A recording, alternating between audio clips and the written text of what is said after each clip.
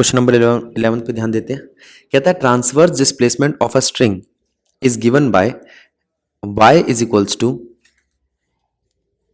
0.06, ये आपका एम्पलीट्यूड है, साइन के एक्स ओमेगा टी। एक तो इन इक्वेशंस को आप इससे कंपेयर किया करो। देखो अब इस इक्वेशन को किससे कंपेयर करोगे आप, y is equals to A sine के एक्स कॉस ओमेगा टी। ठीक है, तो आपको k की वैल्यू दिखाई दे रही होगी 2/3, ओमेगा की वैल्यू दिखाई दे रही होगी 120। ठीक है, अब जरा ध्यान देते हैं, नीचे क्या भी रहा है, where x and y in metre and t in second. ठीक है, आंसर द फॉलोइंग क्वेश्चन। देखते क्या है क्वेश्चन। पहला क्वेश्चन कहता है does the function represent a travelling wave और स्टेशनरी वेव। तो आपको बोलना है this equation represent a stationary wave because it involves the product of two separate harmonic function x and t. ठीक है, तो ये क्या है, ये ट्रैवलिंग वेव, एक मिनट उल्टा बोल दिया, स्टेशनरी वेव।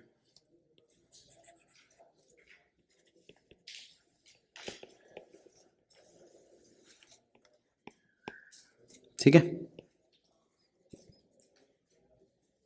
अगला देखो,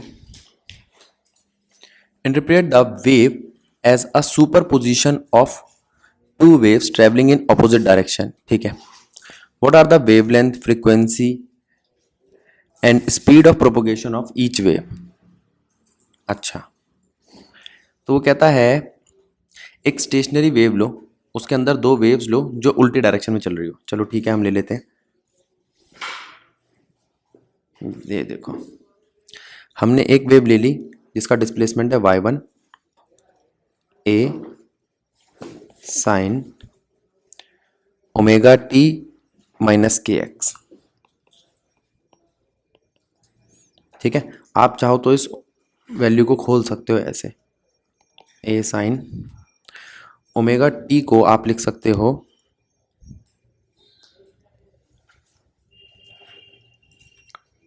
2 पाई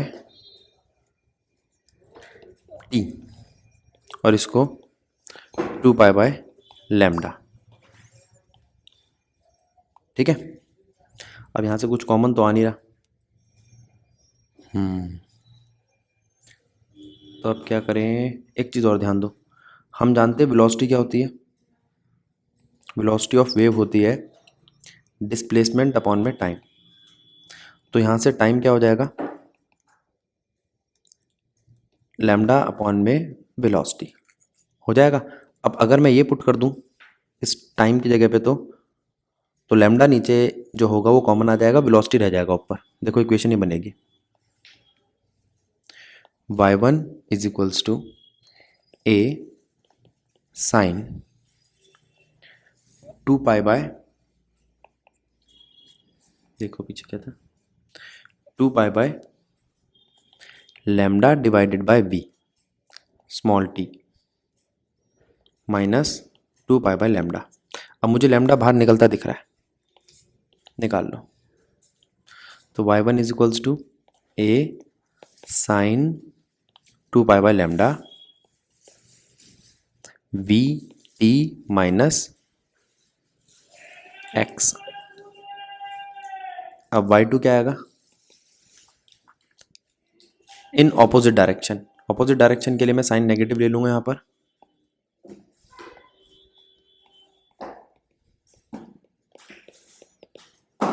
माइनस ए साइन 2 पाई/λ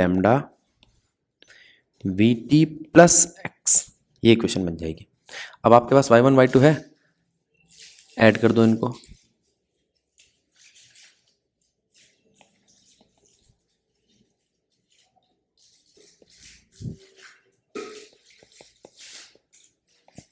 तो y क्या आएगा आपका,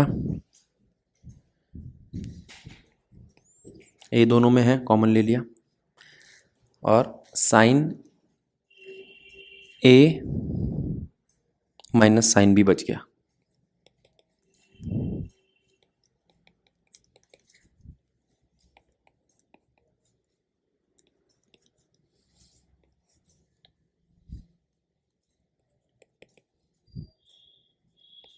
ठीक है।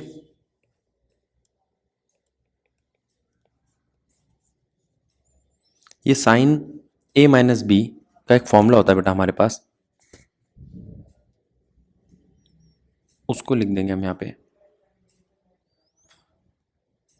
लो,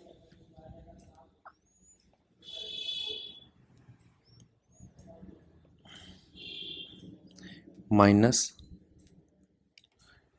2 साइन, इस पूरी वैल्यू को हम ए कहते हैं, इसको बोलते हैं B.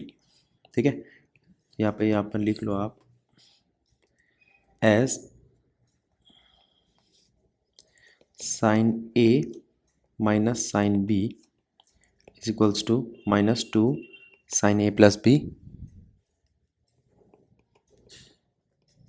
By 2 cos A minus B by 2। इस हिसाब से यहाँ बनेगा आपका y equals to A -2 sine 2 pi by x. मैं सीधा सॉल्व कर रहा हूँ, ठीक है। Lambda cos 2 pi velocity t by lambda. ठीक है, अब हम जानते हैं एक एक्सप्रेशन होता है हमारा, उसकी फॉर्म में ले आता हूँ मैं इसको, y इक्वल्स टू -2a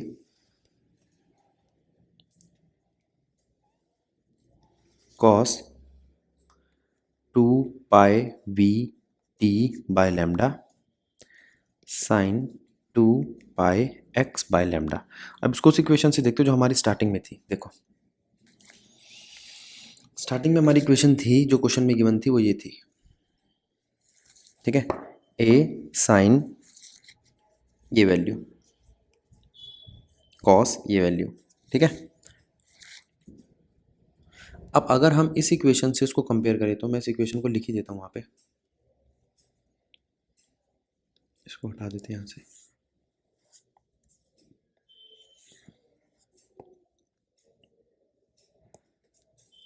देखो, जो अभी हमने वैल्यू निकाली वो तो देख लिया आपने, अब जो क्वेश्चन में गिवन है वो देखो,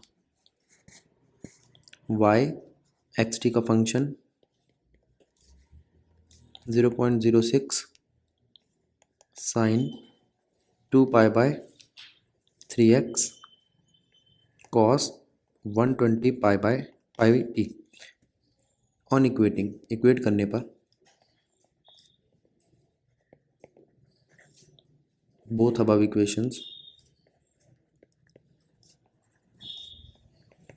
हमारे पास क्या आता है, एक तो के एक्स को इक्वेट किया हमने, साइन के अंदर यहाँ लिखा है 2 पाई बाय 3x, और उसमें साइन में जो भी पीछे इक्वेशन निकाली उसमें क्या लिखा है 2 पाई x बाय लैम्डा। ठीक है, और एक में लिखा है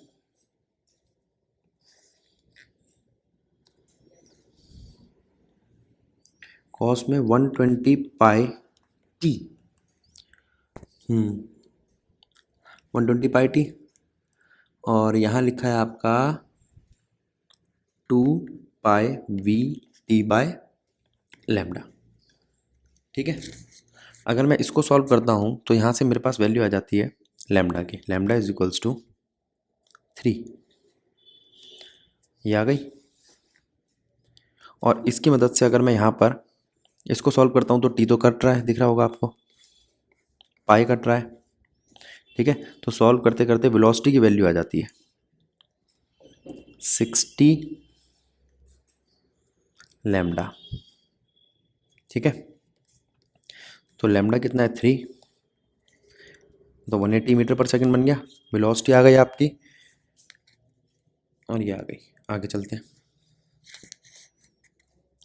वेवलेंथ आ गई, वेलोसिटी आ गई। अब कोई पूछे फ्रीक्वेंसी कितनी होगी, उसने फ्रीक्वेंसी भी मांगी थी, ये लो। अब वैसे आपको क्वेश्चन तो समझ में आ गया ना, कोई एक आध चीज़ छूट जाए तो देख लेना। टाइम पीरियड में निकालना चाहो तो टाइम पीरियड 1 फ्रीक्वेंसी, आप जो मर्जी निकाल लो इससे। ठीक है, वैसे वेवलेंथ फ्रीक्वेंसी और स्पीड ऑफ प्रोपोगेशन पूछी उसने ईच वेव की, वो हमने निकाल दिया। अब कह रहे डिटरमाइन द टेंशन। अब टेंशन कैसे निकालेंगे, तीसरा पार्ट। टेंशन निकालने के लिए हम स्ट्रिंग की टेंशन निकालने के लिए फॉर्मूला लगाएंगे, velocity equals to under root T by mu.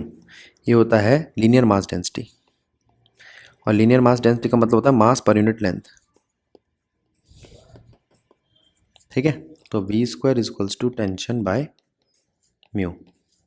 तो tension equals to V square mu. Tension equals to V square कितना है भाई, देखते हैं यहाँ पर ऊपर सॉल्व कर रखा है। हाँ है हमारे पास, मास क्वेश्चन का दिया है, हाँ 3 × 10⁻² kg। देखो ये रहा मास, ठीक है, और स्ट्रिंग की लेंथ भी दिया, हो गया। तो टेंशन कितना आ जाएगा,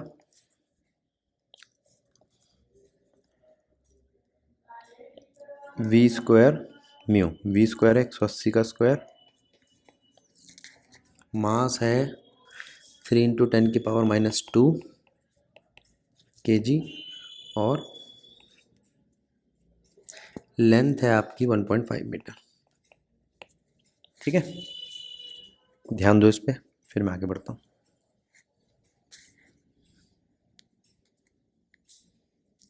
अब देखते हैं अगला क्वेश्चन क्या कहता है। Given below are functions of x and t represent the displacement, यानी कि लॉन्गिट्यूडनल या ट्रांसवर्स ऑफ इलास्टिक वेव। ठीक है, state which of these represent a travelling wave और स्टेशनरी वेव। देखते हैं आंसर। ए क्या है, ये क्वेश्चन नंबर 13 आ गया, 12 रह गया ना। हाँ देखता हूँ अभी, क्वेश्चन नंबर 13 है, ध्यान रखना बेटा। अब ए क्या है आपका, ए में आप देखोगे एक्स और टी का प्रोडक्ट आ रहा है। मैंने भी बताया था प्रोडक्ट आएगा तो स्टेशनरी वेव होगी। ठीक है,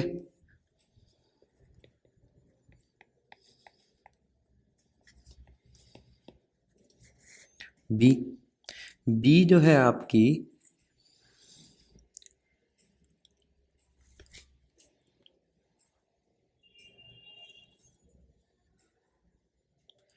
बी तो ना स्टेशनरी है, ये वेव ही नहीं है। ठीक है, तो नीदर स्टेशनरी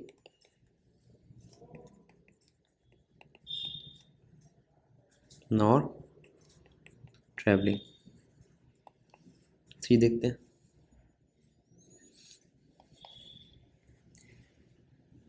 ए साइन थीटा प्लस फिर से ए कॉस थीटा। अच्छा, साइन में एक्स और टी क्या हो रहे हैं तुम्हारे, ये सब्ट्रैक्ट या ऐड हो रहे हैं, है ना। तो ये किसको रिप्रेजेंट करेगा, ट्रैवलिंग।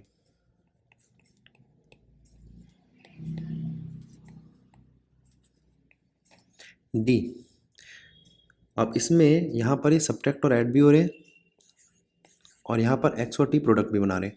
तो ये दो स्टेशनरी वेव की ट्रैवलिंग है, यानी कि स्टेशनरी और ट्रैवलिंग दोनों है। एक बार इसको चेक कर लेना, stationery as well as travelling.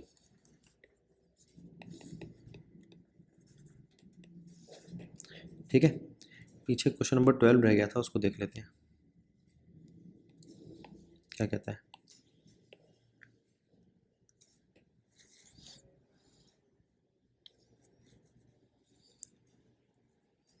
कहता है एक इक्वेशन दे रखी है आपको,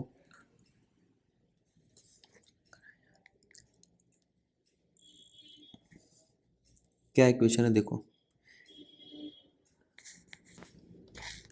कहता है जो अभी आपकी एक्सरसाइज 15.1 में इक्वेशन थी, मैं लिख देता हूँ फिर से, y x t is equals to A sine के एक्स कॉस ओमेगा टी। ठीक है, अब वो कह रहा है do all point of the string oscillate with same frequency phase और एम्पलीट्यूड। चलो देखते हैं,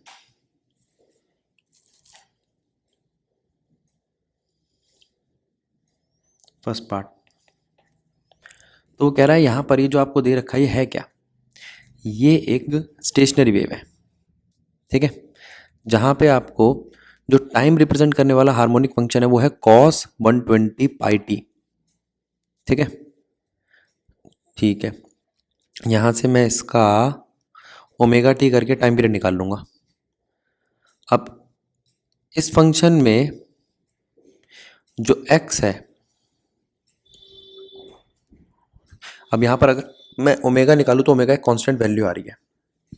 इस इक्वेशन में अगर मैं ओमेगा देखूँ तो वो आता है आपका 120 पाई, ठीक है। ये आगे जाके आपको दे देगा टाइम पीरियड। टाइम पीरियड तो कांस्टेंट है, यहाँ पे कितना आ रहा है, पाई से पाई कट जाएगा, 60, 1/60 आ रहा है। यहाँ टाइम पीरियड कांस्टेंट है तो फ्रीक्वेंसी भी कांस्टेंट होगी, फ्रीक्वेंसी मतलब सेम रहेगी इसकी। अच्छा, और फेज, अब अगर यहाँ पर फ्रीक्वेंसी सेम है तो इसी वजह से इसका फेज भी सेम रहेगा, ठीक है। और अगर हम बात करें एम्पलीट्यूड का तो एम्पलीट्यूड सेम नहीं रहेगा। एम्पलीट्यूड यहाँ पर आपका 0.06 है, ये चेंज होगा के एक्स के लिए और ओमेगा टी के लिए। अगर ये ट्रैवलिंग वेव होती तो इसका एम्पलीट्यूड सेम रहता, ये स्टेशनरी वेव है इसलिए इसका एम्पलीट्यूड सेम नहीं रहेगा, ठीक है। तो तीसरा जो है यहाँ पर एम्पलीट्यूड स्टेशनरी वेव का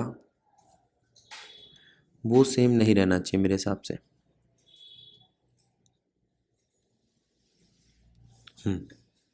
चेंज होगा साइन के फंक्शन के हिसाब से। मैं बना के देखता हूँ, एक बारी कोशिश करते हैं। देखो, आपका जो फॉर्मूला है वो ये है, y is equals to 0.06 sine 2 पाई/3 x, ये पूरा एम्पलीट्यूड है, कॉस ओमेगा टी, ठीक है। अब ये आपका पूरा एम्पलीट्यूड है,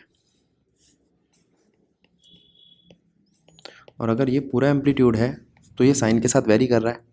amplitude very with value of sine x, जैसे जैसे एक्स वैल्यू बदलेगी वैसे वैसे साइन की वैल्यू बदलेगी, वैसे वैसे इसका एम्पलीट्यूड बदलता जाएगा। एक बात। दूसरी बात, हाँ और क्या बोला था, फ्रीक्वेंसी टाइम पीरियड ये सब सेम रहेगा। फ्रीक्वेंसी टाइम पीरियड और भी कुछ पूछा था इसने, phase remain same but amplitude not.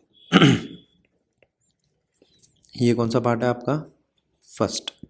अब सेकंड पार्ट देखते हैं क्या कहता है।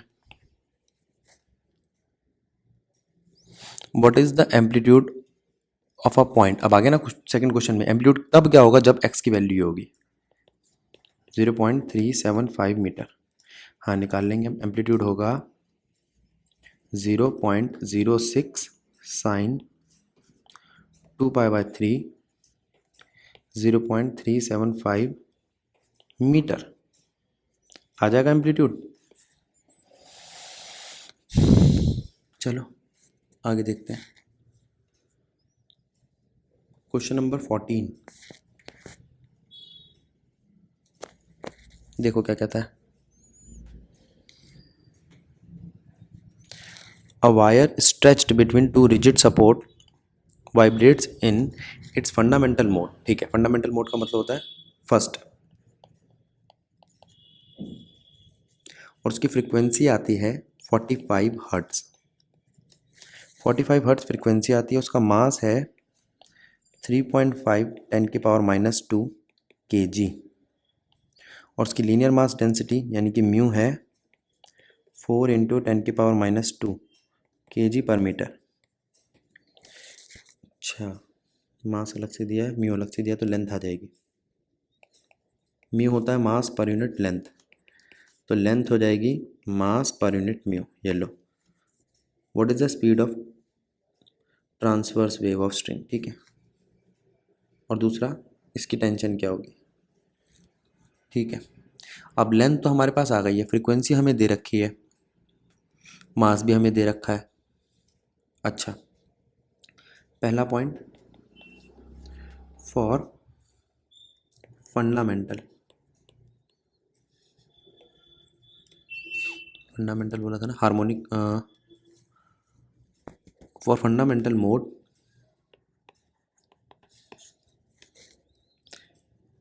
जो वेलोसिटी आएगी वो आएगी 1/2 under root T by M.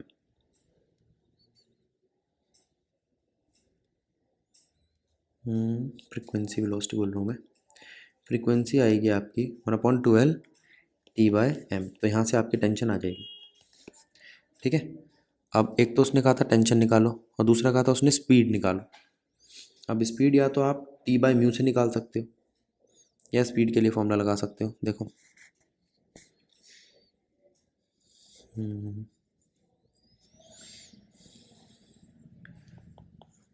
Speed of transverse wave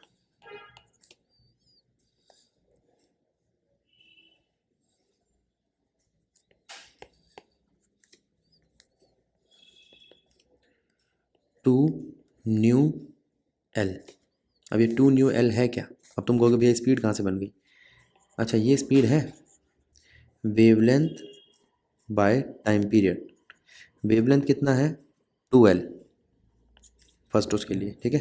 wavelength equals to 2L और टाइम पीरियड कितना है? T। टाइम पीरियड को उठा के लेके जाओगे तो फ्रीक्वेंसी बन जाएगा, इससे बना है 2 न्यू एल। तो कोई नया फॉर्मूला नहीं है और आप चाहो तो मैं बता देता हूँ ये कैसे आती हैं। था क्या ये चीज़? ये था एक वायर। अगर कोई वायर हो, ये देखो ये एक वायर है। अब इसकी लेंथ देखना आप, लेंथ में फिक्स रखूँगा।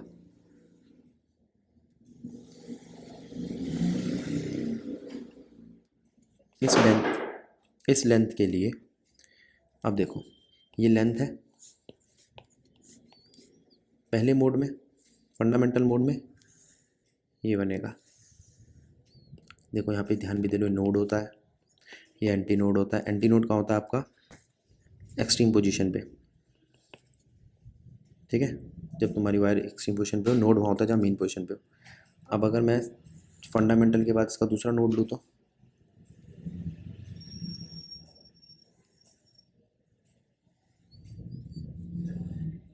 फिर तीसरा नोड लूँ तो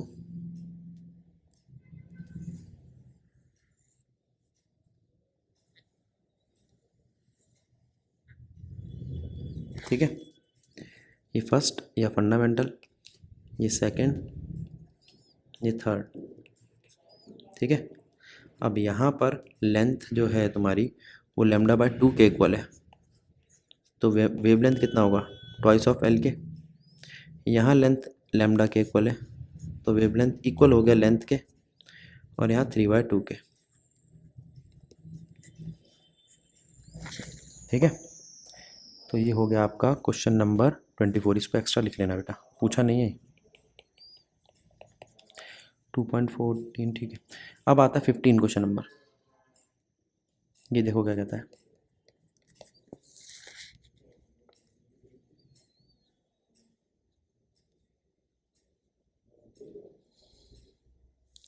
question number 15, a metre long tube open at one end. अच्छा, एक मीटर लॉन्ग ट्यूब है जो एक तरफ से खुली है with a movable piston at another end, ठीक है। Show a resonance with fix frequency, ठीक है। फ्रीक्वेंसी कितनी है? दी है 340 hertz. When tube is at length 25.5 और 79.3, ठीक है। अब दो लेंथ दी है 25.5 सेंटीमीटर और 79.3 सेंटीमीटर, ठीक है। अब क्या करें?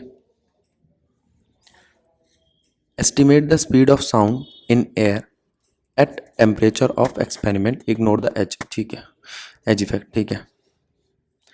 अब हमारे पास nth फ्रीक्वेंसी मोड के लिए एक फॉर्मूला है, nu n is equals to 2n minus 1 by 4L multiply में वेलोसिटी, ठीक है। एन की वैल्यू 1 2 3 4 5 कुछ भी हो सकती है। अब वो कह रहा है मान लो जो लेंथ आपकी एक L1 है और एक L2 है, उसके लिए हम N1 और N2 वैल्यू मान लें। ठीक है। अब क्वेश्चन के हिसाब से रेजोनेंस कर रही हूँ तो फ्रीक्वेंसीज मैच कर रही होंगी, तो एक के लिए N1 ले लिया और एक के लिए N2 ले लिया।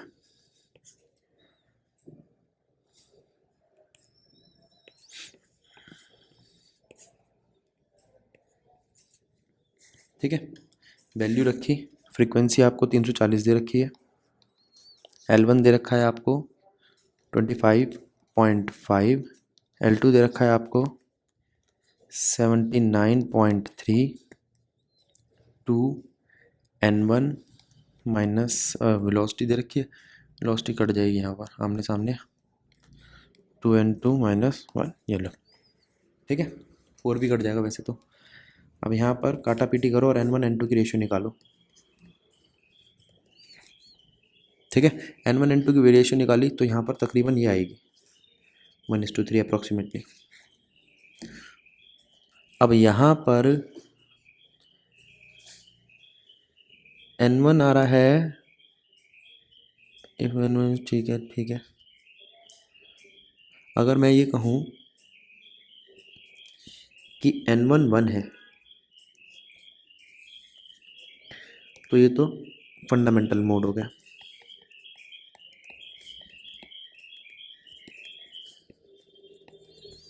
और N2 3 है, इसका मतलब ये थर्ड मोड हो गया। अब एक चीज़ पे और ध्यान देना, थर्ड मोड को आप कह सकते हो फर्स्ट ओवरटोन, या तो थर्ड हार्मोनिक बोलो या फर्स्ट ओवरटोन। ठीक है, तो क्वेश्चन नंबर 15 हुआ। अब एक बार क्वेश्चन नंबर 16 और देख लो। स्टील की रॉड है, ठीक है, जिसकी लेंथ है 100 सेंटीमीटर,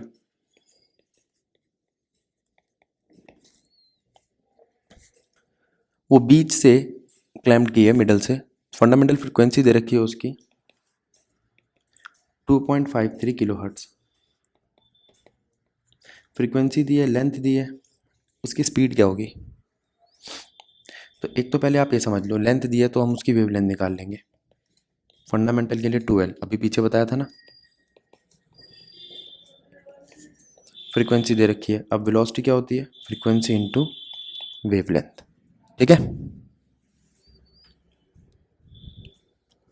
तो ये हो गया आपका question number 16।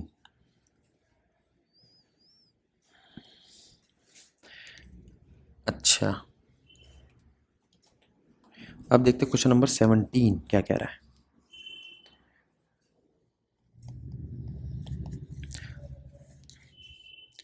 A pipe 20 centimetre long is closed eight one and. ठीक है, फिर वैसा ही क्वेश्चन आ गया, क्लोज एट वन एंड। ठीक है, क्लोज एट वन एंड आए तो लैम्डा जो होता है 4L के इक्वल होता है, याद रखना। लैम्डा जो होता है वो 4L के इक्वल होता है। ठीक है, which harmonic mode of the pipe, कौन सा हार्मोनिक मोड लगेगा अगर फ्रीक्वेंसी हो 430। ये फंडामेंटल के लिए बताया मैंने, देखते हैं अभी क्या कहता है। Will the same source be in resonance with the pipe if both end are open, अगर दोनों एंड ओपन हो तो क्या सेम काम होगा, वहाँ पे 12 आ जाएगा। देखते हैं अभी क्या होता है, वहाँ लैम्डा इक्वल्स टू 12 आ जाएगा।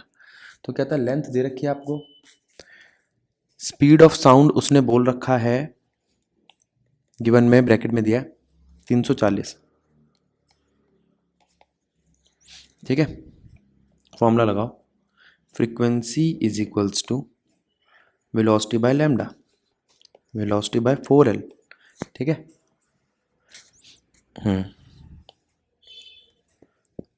ये आई आपकी क्लोज्ड की।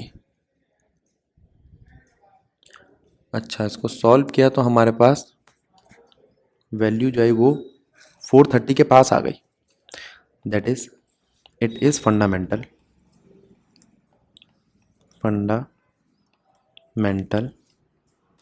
Mode. If pipe is open from both hand,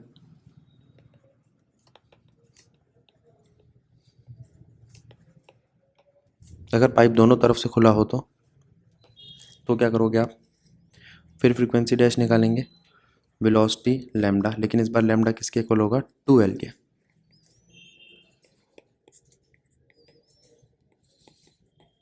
अब जो वैल्यू आ रही है वो तकरीबन 850 हर्ट्ज आ रही है, ठीक है।